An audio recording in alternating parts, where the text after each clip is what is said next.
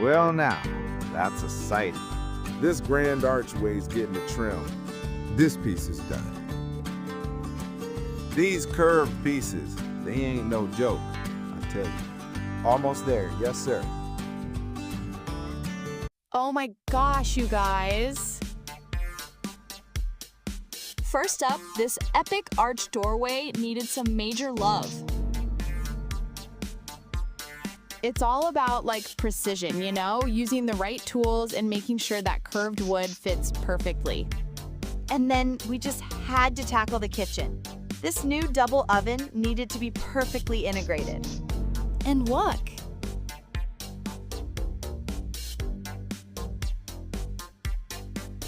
it's like seriously epic to see it all come together. If you totally love a good DIY project, you have to hit that subscribe button. Seriously, you guys, like share and hit that hype button. This was so much fun.